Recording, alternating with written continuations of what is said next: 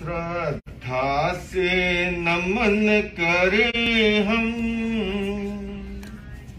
तेरा अनुसरण करें हम, पल पल में स्मरण करें हम महावीर स्वामी। श्रद्धा से नमन करें हम, तेरा अनुसरण करें हम, पल पल में स्मरण करें हम महावीर स्वामी। आराध्य देव के चरणों में नमन, आचार्य चरणों में नमन। यहाँ कहनेवाड़ा Vancouver greater BC Jain centre के पवित्र प्रांगण में उपस्थित श्रद्धालु श्रावक श्राविकाओं, बंधुओं और बहनों, हम सभी पर्वाधिराज महान पर्व 10 लक्षण पर्व की आराधना करते हुए आज तृतीय दिवस पर चर्चा कर रहे हैं उत्तम आर्जव भाव, उत्तम आर्जव धर्म के बारे में। भगवान महावीर की वाणी में धर्म की कसौटी के लिए, धर्म की पात्रता के लिए जो अनिवार्य शर्त बताई गई, तीर्थंकर महावीर कहते हैं सोई उज्जूय भूयश्च धम्मो शुद्धस्य चिट्ठई। बंधु और बहनों, तीर्थंकर भगवान महावीर द्वारा परूपित ये जैन धर्म इतना, जैन दर्शन इतना साइंटिफिक और इतना सांप्रदायिक दृष्टिकोण लिए हुए। भगवान महावीर कहते हैं सोई ऋजुय भूयश्च, जो ऋजु है, जो सरल है, और सरलता के बारे में कहा जाता है शिशु सी सरलता।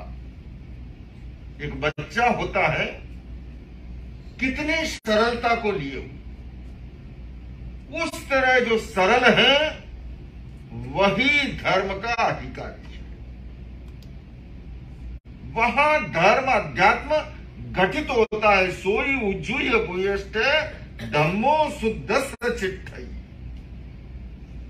उन्होंने ये नहीं कहा, न श्वेतांबर कहा, न दिगंबर कहा, न पीतांबर कहा।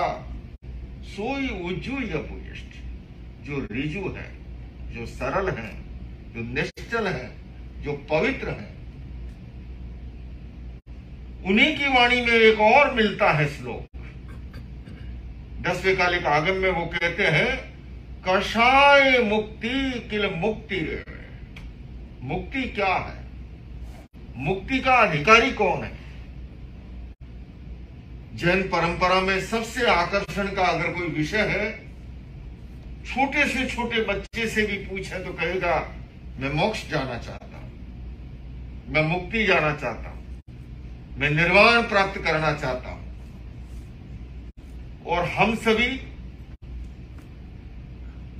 अपनी अभिप्सा जब भी प्रकट करते हैं, प्राचीन जो तत्व ज्ञान जानते हैं भाई बहन, श्रावक के मनोरथ का वर्णन मिलता है। मनोरथ क्या है? उस मनोरथ के अंदर भी यही मनोरथ है कि कब जो है मैं साधु धर्म स्वीकार करके और अपने इस भाव भ्रमण को खत्म करके मुक्ति को, निर्वाण को, मोक्ष को प्राप्त होगा। पर यहां भगवान महावीर कहते हैं कि अगर तुम्हें मुक्ति को प्राप्त होना है, निर्वाण को प्राप्त होना है, मोक्ष को प्राप्त होना है, सोई उज्जूय भूयश्च धम्मो शुद्धस्य चिट्ठई। ठाणम सूत्र में 4 प्रकार की ऋजुता का वर्णन मिलता है। बड़ी सरल ढंग से रूपक की भाषा में समझाया गया। काया उज्जया भाषा उज्जया, भाव उज्जया, अविषण वायना जोए। तीर्थंकर महावीर कहते हैं काया की ऋजुता। आप कहेंगे भैया भला भाषा की वक्रता ऋजुता तो हो सकती है, काया की ऋजुता क्या है? मैं आपको दो उदाहरण बताऊं। या तो सुलभ है नहीं, मुझे नहीं पता। भारत में गाय देखने को मिलती है। आप कभी गाय की आंख में झांकना, आपको लगेगा जैसे सरलता टपक रही है। और दूसरी ओर मौसी की आंख में झांको, बिल्ली है, वो हर समय ताकती जागती रहती है कि कहीं भाणजा नजर आ जाए। गाय की आंख में झांको, सरलता टपक रही है। और बिल्ली की आंख में झांक के देखो,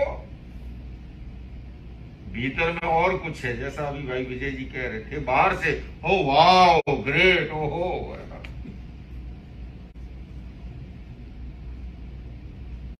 बिल्ली ने चूहे के सामने एक प्रपोजल रखा, मारवाड़ी भाषा का है।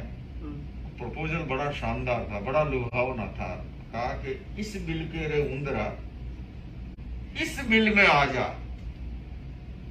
$1,00,000 दूं रोकड़ा, कैनेडियन डॉलर, $1,00,000 दूं तुझे, बैठो बैठो खाए। इस बिल के रा उंदरा, इस बिल में आ जा, $1,00,000 दूं रोकड़ा, बैठो बैठो खाए। मौसी का भाणजा भी समझदार था। उसने कहा मौसी भू थोड़ी भाड़ो गणो, तुमने प्रपोजल दिया है, प्रपोजल तो बड़ा लुभावना है, पर मैं देख रहा हूं भू थोड़ी, जमीन तो थोड़ी सी है और प्रपोजल तुम्हारा इतना तगड़ा है। भू थोड़ी भाड़ो गणो, जबरी जोखम थाए, $1,00,000 लारे रहा को मौसी कुण खाए। पहले ही तू गटक कर जाएगी मुझे।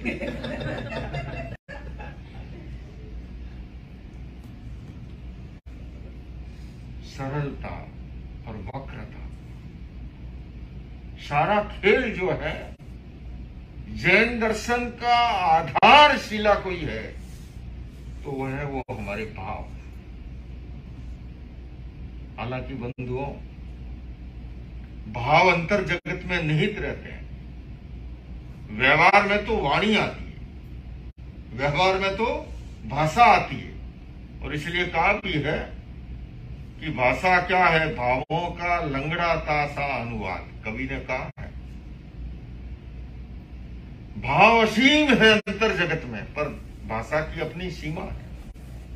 वो जितना असीम भाव को सीमित शब्द प्रकट नहीं कर सकते। कठिनाई है हमारी इस संरचना की। देखने वाला और कोई है, बोलने वाला और कोई है, सुनने वाला और कोई है। देखती आंख है पर आंख बोल नहीं सकती, वैसे बोलती है। अगर कोई पढ़ना जाने तो 1 मिनट में पता लग जाएगा उदास है या प्रसन्न है अंदर से। आंख शिकायत कर जाती है ना। आंख को पढ़ने वाला हो। मुझे अपनी बचपन याद आ रहा है। मैं वैराग्य प्राप्त करने से पूर्व या उसके कुछ दिनों बाद तक भी मुझे तैरने का बहुत शौक था। तो मेरी माँ हमेशा रोकती थी, उन्हें डर रहता है कि कहीं डूब न जाए। हमारे यहाँ बड़ा तालाब नदी है ना, और हमको चस्का इतना तगड़ा लगा हुआ। अब उधर माँ कहे रोक टोक, लेकिन अंदर का अपने मन पे कंट्रोल नहीं। तो हम स्कूल से आते ही रास्ते में ही कॉपी किताब रख करके कूद जाते थे, सारे कपड़े उतार के। बाहर आए, वापस कपड़े पहने और घर एकदम सजगता से जाते थे। पर माँ आंख देख करके पहचान लेती थी कि इस नदी में, क्योंकि आंख में ललाई आ जाएगी। आप कभी तैरोगे ना पानी में तो आंखों में लालिमा आ जाएगी थोड़ी, है ना। जानकार समझदार है तो वो 1 मिनट में पकड़ लेगा। और अपन भी देखते हैं अपने घर परिवार के बच्चे अगर उदास है तो हमें पता लग जाता है क्या बात है उदास का। आंख शिकायत कर जाती है। तो काया की ऋजुता, मैंने दो उदाहरण दिए, एक गाय का दिया, एक मौसी का दिया है। दूसरा आगम ग्रंथ कहते हैं भाषा उज्जया, खेल भाषा का है, पर आदमी होशियार है। भाषा से तो मैंने लिखी 4 पंक्तियां कि आज की चतुराई का यह अद्भुत नमूना है। आज की चतुराई का यह अद्भुत नमूना है, दिखाते सीमेंट और लगाते चूना है। बहुत बड़ा बदलाव आ गया जीवन व्यवहार में। आदमी बताता दिल्ली और पहुंचता पूना है। पर बंधुओं, हम यहां कितनी होशियारी कर ले, कितनी चतुराई कर ले, कितनी तिगड़मबाजी कर ले, तो वहां पर जो चलता है ना, एकमात्र हमारी सरलता, हमारी ऋजुता, उसके आधार पर निर्णय होगा। आप कितने सरल हो, कितने ऋजु हो। तो दूसरा इसलिए है भाषा उज्जया, भाषा की ऋजुता। लेकिन आज भी जैसे मैंने कहा होशियार है। एक पंडित जी महाराज आए तो किसी बहन ने कहा, पंडित जी महाराज मुझे भी कुछ बता दो, मेरी गुड न्यूज आने वाली है, आप तो सब जानकार हो। पंडित होशियार था, कलाकार था। उसने कहा बहन ऐसा है, देखो मैं तो एक मिनट में 3 काल का सब बता देता हूं। ऐसा है, मैं तुम्हें बताऊं क्या, मैं तुम्हें लिख करके दे रहा हूं राइटिंग में, और ये अपने पास रख लो। मेरी बात मिल जाए तो मुझे याद कर लेना दक्षिणा के लिए। बहन बड़ी खुश हो गई। उन्होंने लिखा के पूजा बना के दे दी। उसने ले जा करके पूजा के स्थान पर रख दी। पंडित जी महाराज होशियार थे, गली मोहल्ले से पता कर दिया। जब रिजल्ट आया पहुंच गए, बोले बहन तूने तो याद ही नहीं किया। वो बहन कही अरे महाराज जी मैं तो भूल ही गई, मुझे तो याद ही नहीं था। बोले देखो मैंने लिख करके दिया था, भूल गए, लाओ उसको। बोली उसको लेके आया तो उसने लिखा बेटो न बेटी, बेटो न बेटी। अब अगर बेटा हुआ, देखो मैंने लिखा बेटो न बेटी, और बेटी हो गई बेटो न बेटी। और अगर केस बिगड़ गया था बेटो न बेटी।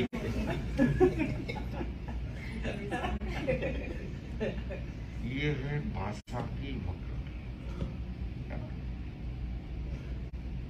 लेकिन मैंने जैसा निवेदन किया, अध्यात्म के क्षेत्र में बंधुओं, अगर किसी वस्तु का मूल्य है, हम पर्युषण पर्व, हम 10 लक्षण पर्व इसलिए मनाते हैं कि हम अधिक से अधिक सरल बनकर के, ऋजु बनकर के, पवित्र बनकर के, हल्के होकर के क्षमा भाव का आदान प्रदान कर सके।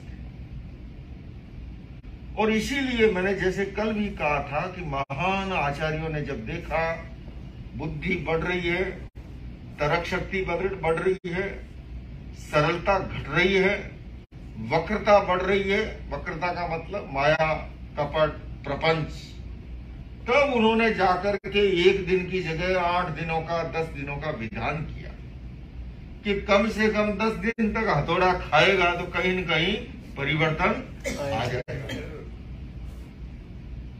और इसलिए ठाणक सूत्र कहता है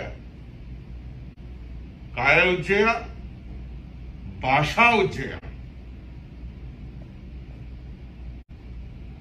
लेकिन भाषा की उज्जता के अंदर चाहे लिखना हो और चाहे बोलना हो, आदमी इतना कलाकार है। लड़के और लड़की का रिश्ता होना था, 2 परिवार मिले, आपस में मिले तो लड़के वालों ने जिज्ञासा की लड़की के बारे में। लड़की का बाप कहता है मैं अपनी बच्ची के बारे में आपको क्या बताऊं, घर में अगर 25 मेहमान भी आ जाए तो हमारी बच्ची तो एक पैर पे खड़े खड़े 25 लोगों का भोजन बनाती थी। इस तरह से प्रस्तुत किया। आजकल 25 मेहमानों को झेलना सरल काम नहीं है। ये तो साधना जी जैसी कोई देवी हो जाए घर में अलग बात है ना, वरना तो फिल्म आ गई अतिथि तुम कब जाओगे। पहले होता था स्वागतम भले पधारो, घर के बाहर लिखते थे, अब तो लिखते हैं कुत्ते से सावधान। है ना? तो आदमी दो परिवार मिले तो कहा कि मेरी बच्ची तो एक पैर पे खड़े खड़े 25 लोगों का भोजन बना दिया। लड़के वाले भी बड़े प्रभावित हुए। लड़की वालों ने लड़के के लिए पूछा तो लड़के का बाप कहता है अब मैं अपने बच्चे की क्या तारीफ करूं, आपके सामने ही है ये बच्चा। आज के युग में भी मेरा बच्चा तो सबको एक नजर से देखता है, मतलब कोई जैसे राग द्वेष है ही नहीं। ऐसे बात को रखा लुभावने ढंग से, तो उन्हें भी लगा जी अपने को अच्छा दामाद। और थोड़े दिनों के बाद रिश्ता हो गया, फेरे का टाइम आया, जब लड़की को लेके आए तो निकली वो लंगड़ी एक टांगी, और जब दूल्हे राजा को लाए तो अलाउद्दीन खिलजी की तरह एक ही आंख, एक नजर से देखता है सब। एक पैर पे खड़े खड़े 25 लोगों का भोजन बना डाल दिया, अरे दूसरी है ही नहीं।